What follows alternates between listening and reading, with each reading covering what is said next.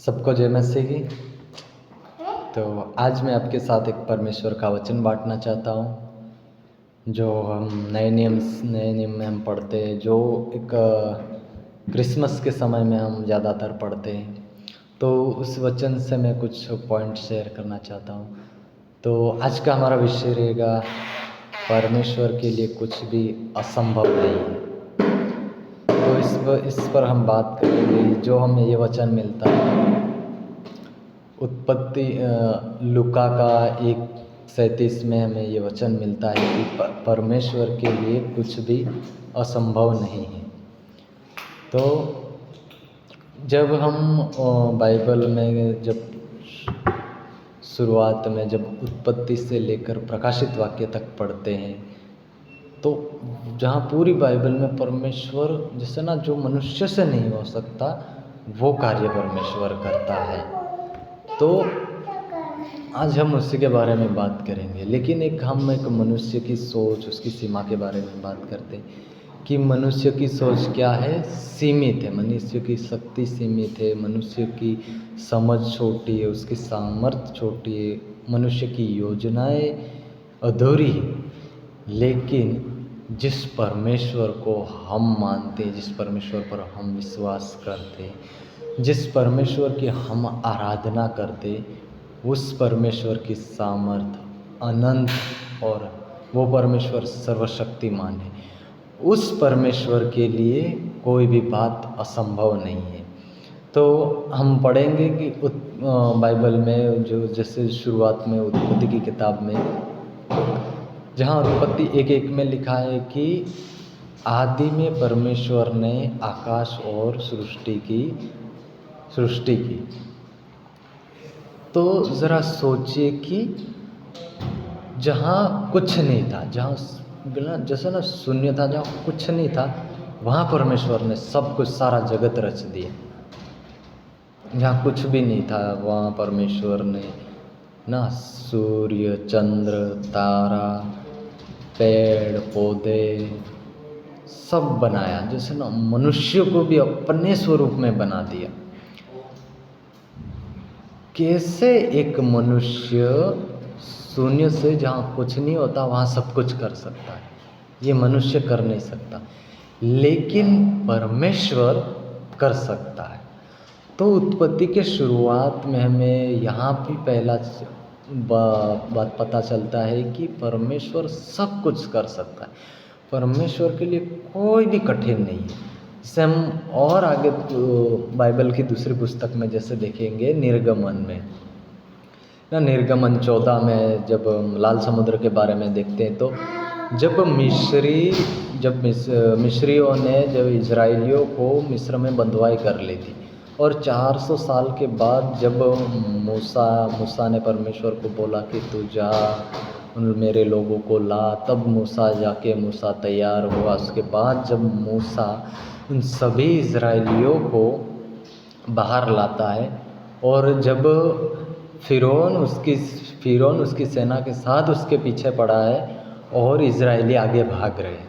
अब भागते भागते इजराइली फंस गए, जो कि आगे लाल समुद्र है और पीछे फिरौन की सेना है। अब इजराइली कहीं जा नहीं सकते, उनके पास सिर्फ एक ही रास्ता था, मौत यानी मृत्यु का। अगर आगे बढ़े तो लाल समुद्र में डूबकर मर जाएंगे, अगर नहीं बढ़े तो फिरौन के सेना के हाथ से मर जाएंगे। तो वहाँ जो 20 लाख, बाइबल बताती है कि जो 20 लाख इजरायली थे, उन सभी लोगों की सोच क्या थी कि अब हम मर जाएंगे, अब हमारे पास कोई रास्ता नहीं। लेकिन उसी समय परमेश्वर ने मूसा से कहा कि अपना हाथ लाल समुद्र की ओर बढ़ा, और हम देखते हैं कि जो लाल समुद्र था वो 2 भागा हो गया, और वहाँ सूखी भूमि आ गई और इजरायली वहाँ से जा रहे। ज़रा सोचिए, आप इमेजिन कीजिए कि पानी की दीवार है और जो लाल समुद्र, वो बड़े समुद्र में पानी की दीवारें हो गई है और इजरायली दोनों साइड से जा रहे हैं। वो कैसा दृश्य होगा? एक पानी में हम एक मनुष्य कभी भी ना रास्ता नहीं बना सकता, लेकिन परमेश्वर बना सकता है। इसीलिए हम कहते हैं कि हमारे परमेश्वर के लिए कुछ भी असंभव नहीं है। तीसरी बात हम देखते हैं नए नियम में, जब ना यूहन्ना 11 में कि जब यीशु मसीह वहाँ नहीं थे, तब जब लाजरस मर गया, जब यीशु को पता चला, जब यीशु 4 दिन के बाद आए, तब लोग कह रहे थे, उसकी बहन भी कह रही थी कि हे प्रभु, उसको मरे हुए अभी 4 दिन हो गए, लाजरस को मरे हुए 4 दिन हो गए थे। लेकिन यीशु मसीह ने कहा कि लाजर बाहर आ। यूहन्ना 11:43 में कहा कि लाजरस बाहर आ, और वो 4 दिन से मरा हुआ मुर्दा यीशु की सिर्फ आवाज़ सुनकर जिंदा होकर बाहर आ गया। कैसे एक मनुष्य मरे हुए को जिला नहीं सकता, लेकिन यीशु मसीह स्वयं परमेश्वर है, और उन्होंने ये साबित भी कर दिया कि मृत्यु के ऊपर भी उनकी विजय है, मृत्यु भी उनकी सुनती है। तो परमेश्वर के लिए कुछ भी असंभव नहीं है। हमारे लिए है, लेकिन परमेश्वर के लिए कुछ भी असंभव नहीं। अगले पॉइंट में जब हम बात करेंगे यीशु मसीह का क्रूस और पुनरुत्थान के बारे में, है ना, जो हमारा मेन उद्धार का केंद्र है। जब यीशु मसीह को पकड़ा गया, उसको कोड़े मारे गए, और जब यीशु मसीह को क्रूस पर चढ़ाया गया, और जब यीशु मसीह की मृत्यु हो गई, तब सब लोगों को लग रहा था कि चलो सब खत्म हो गया, चेले तितर बितर हो गए और सब खत्म हो गया। लेकिन तीसरे दिन कब्र खाली थी। मत्ती 28:6 में स्वर्गदूत ने क्या कहा कि वो अब जी उठा है। तो यही हमारा एक उद्धार का मेन केंद्र बिंदु, हमारे विश्वास का मेन केंद्र बिंदु है कि यीशु मसीह जी उठा है। और ये सिर्फ अतीत की बीती हुई घटना नहीं है, लेकिन वो आज भी वही परमेश्वर जो जिंदा था वो है, और वही परमेश्वर हमें भविष्य, और वही परमेश्वर जो भविष्य में जो अभी तक हुआ नहीं है, वो प्रकाशित वाक्य में लिखा है कि वही परमेश्वर जो आज हमें भी असंभव लगता है, उनको परमेश्वर संभव कर देगा, है ना।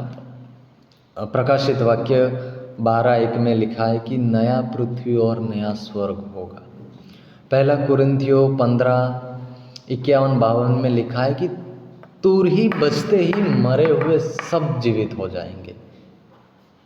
तो ये हमारे लिए एक भविष्य में परमेश्वर का वादा है कि हम एक नए आकाश और नई पृथ्वी में रहेंगे। तो ये परमेश्वर का कार्य है, यह हम नहीं कर सकते, लेकिन परमेश्वर सब कुछ कर सकता है। वो क्योंकि वो सृष्टि करने वाला है, वो सृजन। तो आज भी वही परमेश्वर है जो बीमारी से हमें चंगा करता है, जो हमारी सभी समस्या को दूर कर सकता है। आज वही परमेश्वर है, आज वही परमेश्वर है जो उत्पत्ति में था, जो वचन से बोलकर सब कुछ रचने वाला था। आज वही परमेश्वर है जो लाल समुद्र को 2 भागा करने वाला। आज वही परमेश्वर है जो लाजरस को 4 दिन के बाद भी जिलाने वाला। और आज वही परमेश्वर है जिस परमेश्वर ने हमें वादा किया है कि मैं नया आकाश और नई पृथ्वी करूँगा। आज वही परमेश्वर है। तो आज हम इस वचन से हम ये सीख सकते